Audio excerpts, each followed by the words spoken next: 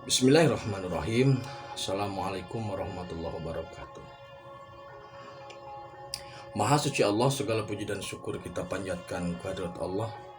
Semoga kita selalu dalam bimbingan rahmat dan ridha Allah subhanahu wa ta'ala. Subhanallah, walhamdulillah, astagfirullah, wa Allah, Allahu Akbar. Kembali saya dari tim Rajali Nusantara. Kali ini akan membahas terkait dengan spirit dan sains. Jika awalnya spirit versus sains, maka saat ini dalam video saya tentang logika spirit versus logika sains itu saya benturkan sengaja. Kami benturkan untuk untuk membangun kesadaran bahwasanya batasan dari sains, logika sains itu sangat terbatas gitu. Nah, pada kesempatan ini saya akan mengangkat terkait dengan keselarasannya gitu.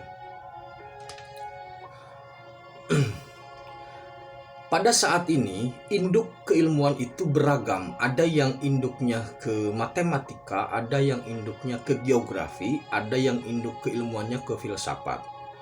Kalau di Amerika, kalau tidak salah induk keilmuannya geografi. Kalau di Eropa atau di Jerman itu kalau tidak salah filsafat. Nah, kalau tidak salah itu saya sudah lupa, itu sudah lama. Induk keilmuan ini semuanya berlandaskan kepada keilmuan atau kepada sains, logika sains berbasis pemikiran atau otak.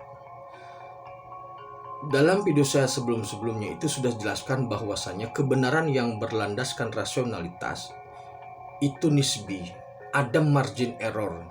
Contohnya ketika survei pilkada atau pilpres itu selalu disebutkan margin error sekian persen. Artinya apa? Ada kesalahan. Ketika suatu keilmuan masih memunculkan margin error, itu artinya kebenarannya nisbi. Nah, sedangkan spirit itu kebenarannya mutlak, itu pasti.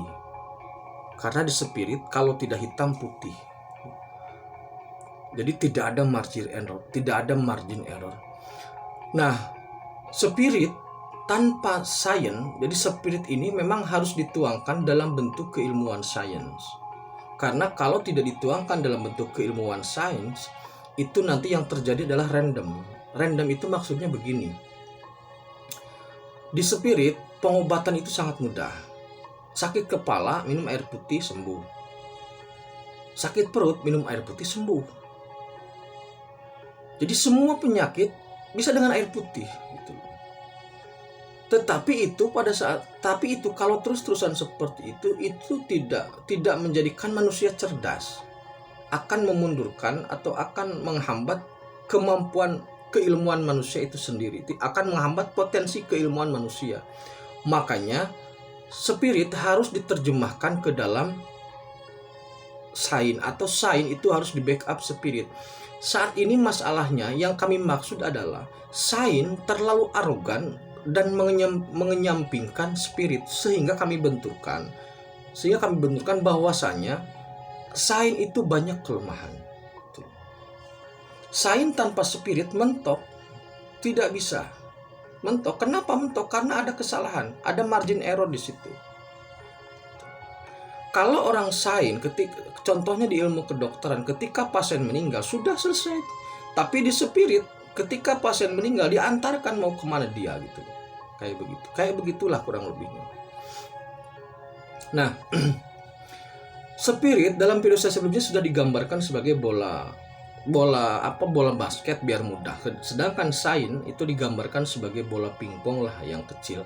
Tidak mungkin sains bisa melingkupi bola basket atau spirit, tapi spirit bisa mencakup seluruh sains. Artinya apa? Bagian kecil dari spirit bisa dijadikan sebagai tuntunan untuk sains. Spirit itu memiliki kecepatan yang sangat tinggi. Namun karena dia random, di spirit itu kan semua kun ya, tidak ada fayakun. Nah, untuk menjadi fayakun ini dibutuhkan sains gitu. Jadi ketika di spirit kun maka di sainsnya itu fayakun gitu loh maksudnya.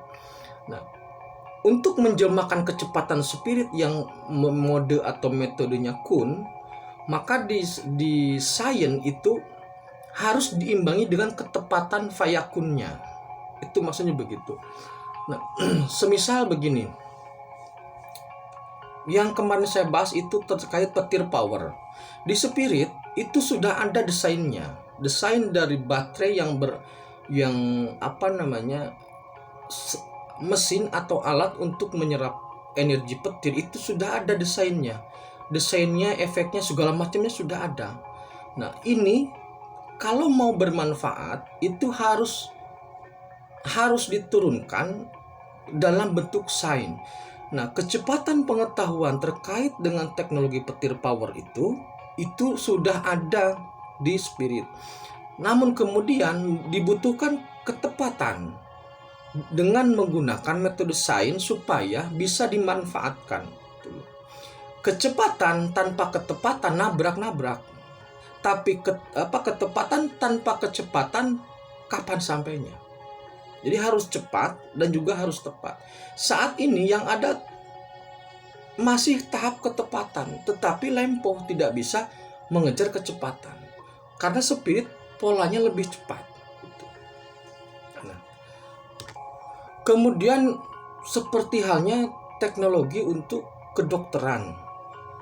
Dalam spirit itu sudah basisnya sudah generasi 9 atau G9 saat ini, atau jangan kedokteran lah ya, teknologi komunikasi. Sekarang teknologi komunikasi itu sudah hampir sampai ke teknologi 5G.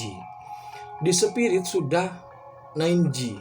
Nah, kecepatan di spirit terkait dengan teknologi komunikasi itu memang sudah sangat cepat. Nah, namun itu atau kecepatan itu bisa dimanfaatkan, bisa diaplikasikan untuk dunia real sebagai bimbingan untuk manusia, untuk kita, untuk sains agar bisa menuju ke kecepatan itu.